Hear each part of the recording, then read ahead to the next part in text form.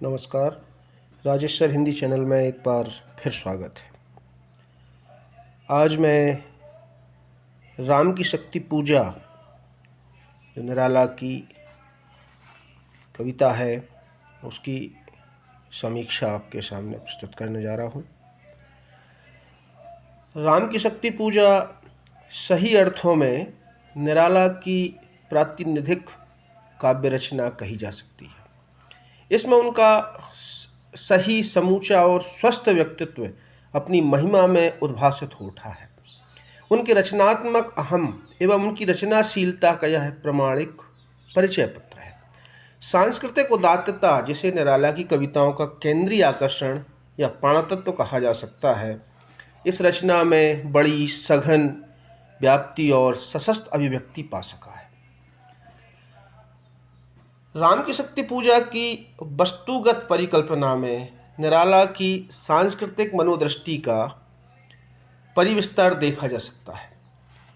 उनकी दृष्टि फलक नाना पुराण निगमागम की उद्घोषणा करने वाले मनीषी कवि तुलसी जैसा ही उदार, व्यापक और समाहार धर्मा है।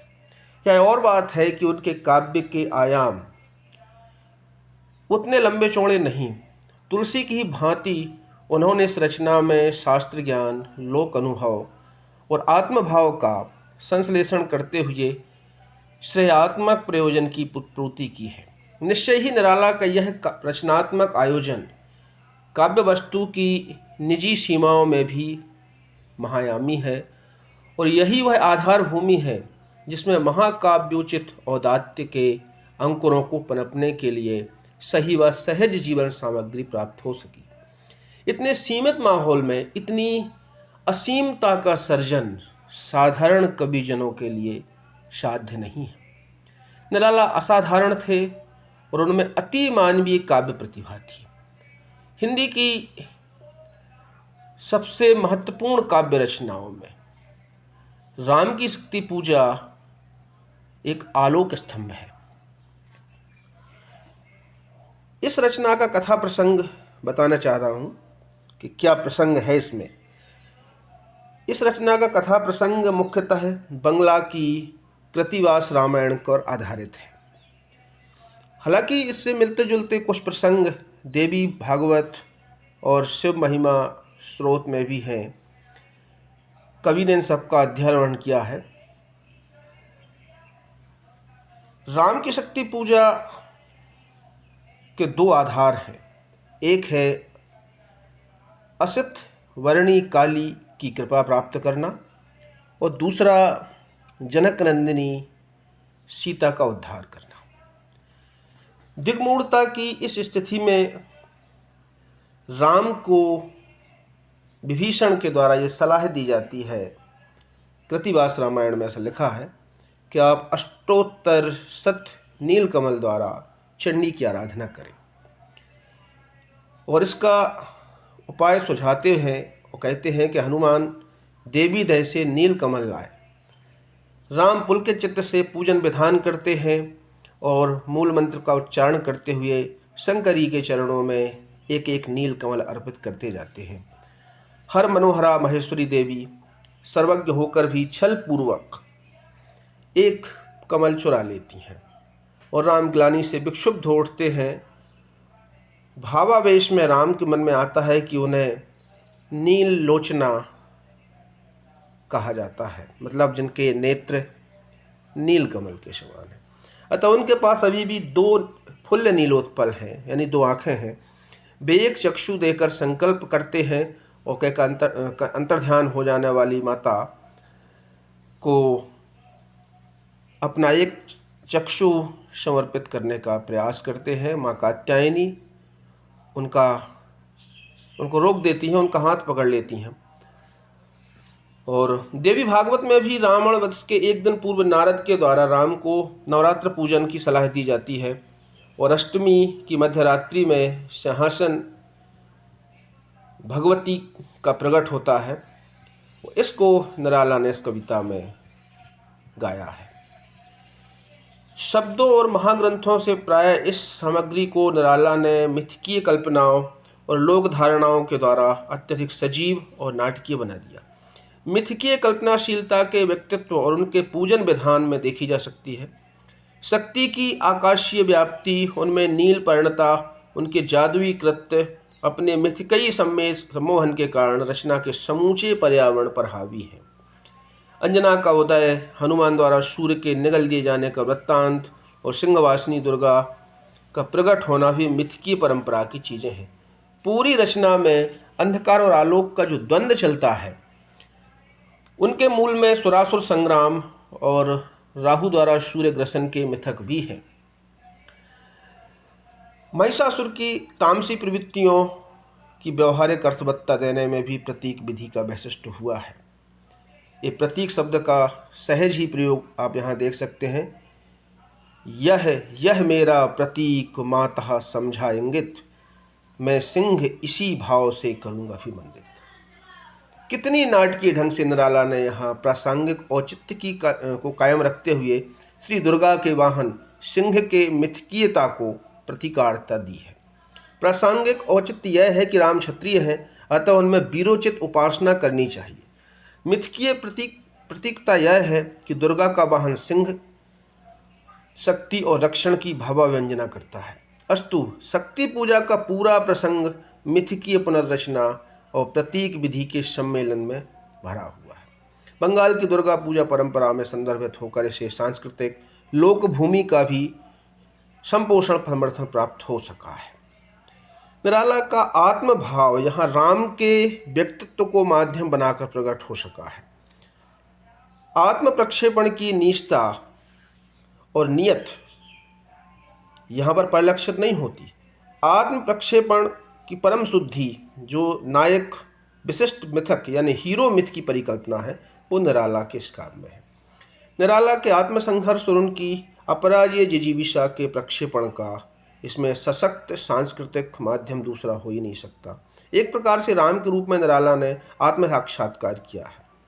राम की विषण्ण मनः स्थिति, उनकी दृढ़ निष्ठामयी शक्ति साधना, उनका आत्म धिक्कार और अंततः उनकी मनोविजय में निराला के संघर्षशील व्यक्तित्व का इतिहास छिपा हुआ है। राम की पंक्तियां आप इसमें देख सकते हैं।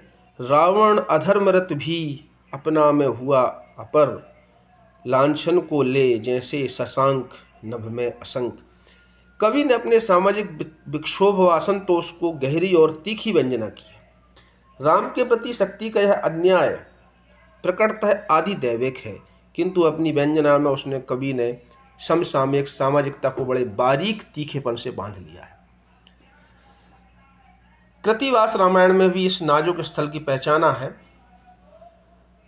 जिसमें राम की दुखानुभूति का असली मुद्दा सीता के उद्धार से अपने को असमर्थ पाने का था। निराला के राम भी सीता की मुक्ति में अपने को असमर्थ पाकर विक्षुब्ध हैं, किंतु उसमें कहीं अधिक उन्हें अपना पराजय बोध साल रहा है। अतः वो कहते हैं, धिक जीवन जो पाता ही आया है विरोध, धिक साधन जिसने लिए सदा ही किया शोध, जानकी हाय उद्धार प्रिया का हो न सका। सीता का ध्यान यहाँ भी राम को आता है, किंतु वह ग्लानि के आवेग का दूसरा दौर है। पहला और मूल आवेग अपनी समग्र जीवन यात्रा की विफलता का भी यहाँ निराला खुल गए। राम की शक्ति पूजा अपने रचनात्मक संदर्भ में एक महायामी कृति है। काव्य गुण तो उसमें प्रकर्ष पर है ही, अन्य ललित कलाओं को भी यहाँ परिवेशित और प्रासंगिक अभिव्यक्ति मिल सकी है। अपनी इस कलात्मक समग्रता में यह संश्लिष्ट कविता टोटल पोइट्री का गौरवपूर्ण अभियान हासिल करने के लिए वास्तविक अधिकारिणी है। काव्येतर कलाओं में नाटकीयता इसकी प्राथमिक वैशिष्ट्य प्रकट करता है। आकस्मिक और अति प्राकृत घटनाएं प्रसंगों के विनियोजन में भी इस मूल की श्रीवृद्धि हुई है। अनुभव विधान की सूक्ष्म विवरणशीलता भी उसमें एक उल्लेखनीय उपादान है। राम की हताशा और विषण्णता के प्रति लक्ष्मण, हनुमान, जामवंत, सुग्रीव और विभीषण की तात्कालिक प्रतिक्रियाओं का जैसा जीवंत गतिशील चित्र निराला ने प्रस्तुत किया है, वैसा अन्यत्र दुर्लभ है। सीता और राम के प्रथम मिलन का जो ये प्रसंग इसमें आया है, याद आया वन विदेह का, प्रथम स्नेह का लतांतराल मिलन, नैनों का नैनों से गोपन प्रिय संभाषण, पलकों का नव पलकों पर प्रथमोत्थान पतन, कांपते हुए किशलय भरते पराग समुदय। शब्द लाघा और शब्द वैशस्य की पूरी गरिमा यहाँ देखने को मिलेगी। नाटकीय चित्रों में नेत्रों के कंपन पर निराला ने बल दिया है और इस बिंब विधायक पंक्ति में नेत्रों में राममय होने पर इस पंक्ति के बाद फिर नाटकीय गत्यात्मकता प्रधान हो जाती है, किंतु बिंब विधान के लिए यह एक ही पंक्ति, बल्कि एक ही पंक्ति, एक ही शब्द बहुत है।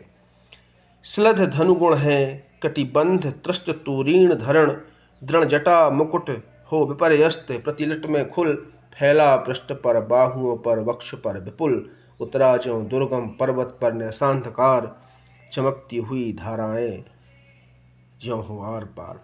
चित्र रेखाओं के उभार का वैशिष्ट्य अमावस्या की इस चित्र में देखा जा सकता है अमा निशा उगलता गगन घन अंधकार, खो रहा दिशा का ज्ञान स्तब्ध है पवन चार, अप्रतिहत गरज रहा पीछे अम्बुधि विशाल, भूधर ज्यों ध्यान मग्न केवल जलती मसाल।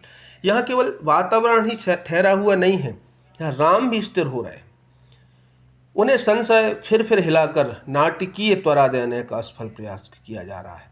स्थिर राघवेंद्र को हिला रहा फिर संशय का, लड़ने को हो रहा विकल वह बार बार, असमर्थ मानता मन उद्धत हो हार हार।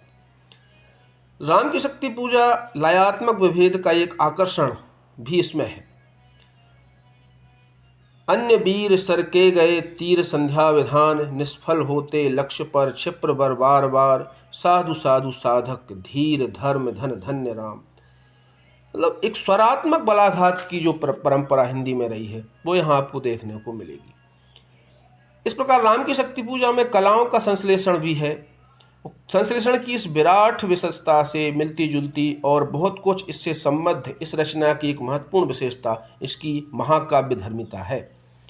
अपने सीमित रूपाकार में यह रचना महाकाव्य का महाप्राणत्व धारण किए हुए है।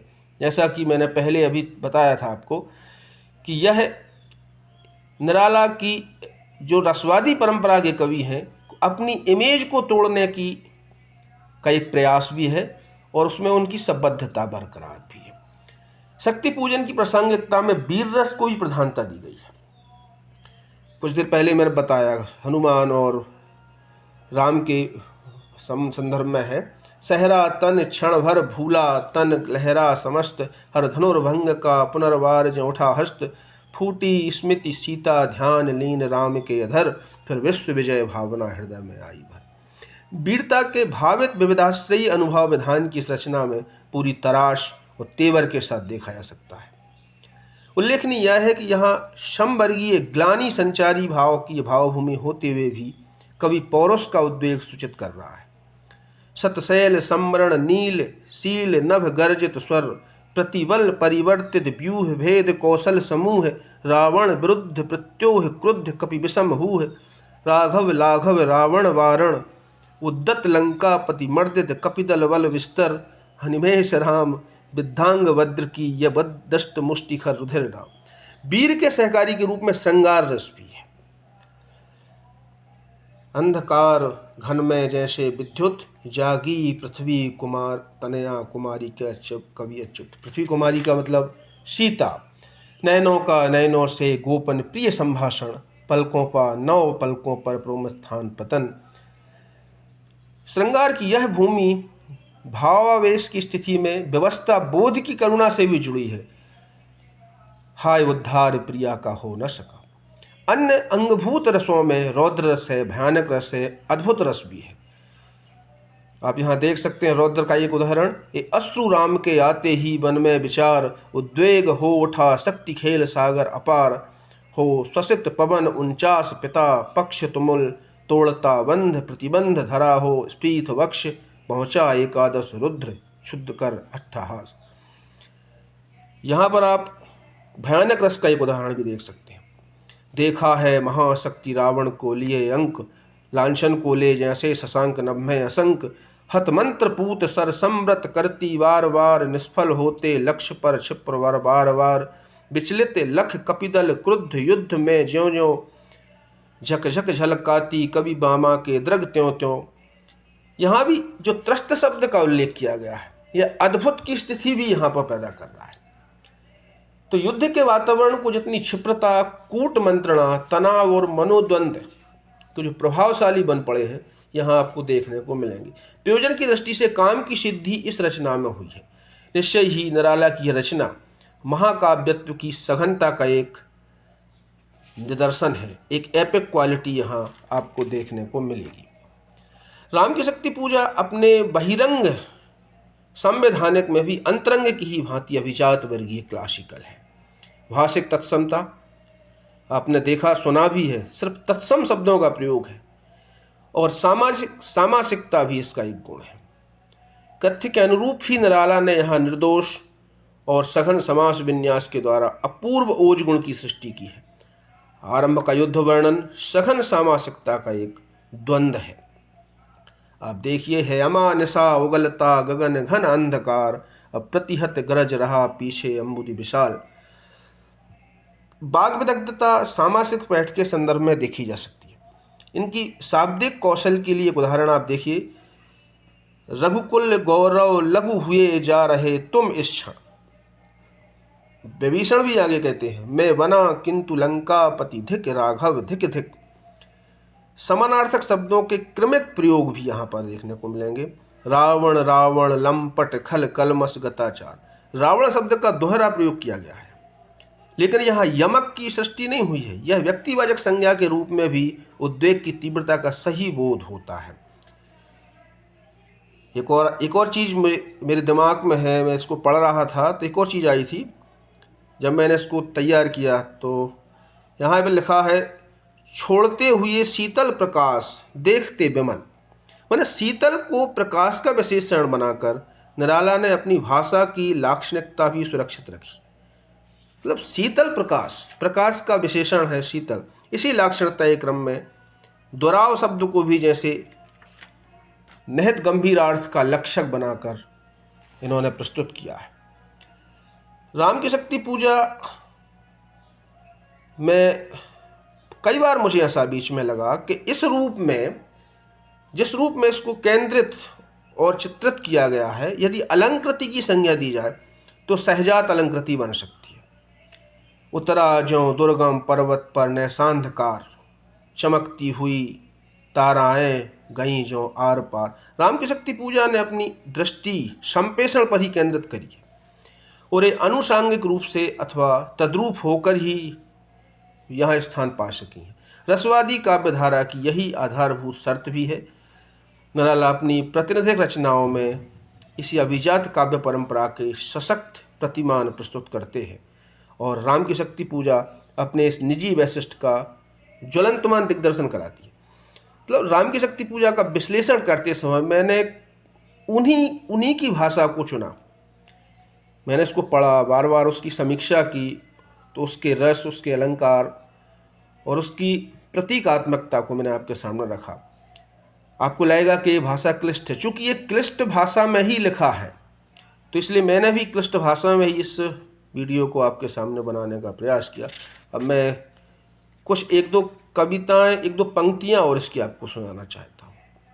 तो राम की शक्ति पूजा से ली गई हैं। आप देखेंगे उसमें कितनी सुंदर सहरा तन क्षण भर भूला मन लहर समत हर धनुर्भंग को पुनर्वार ज्यों उठे हस्त फूटी स्मित सीता ध्यान लीन राम के अधर फिर विश्व विजय भावना हृदय में आई भर।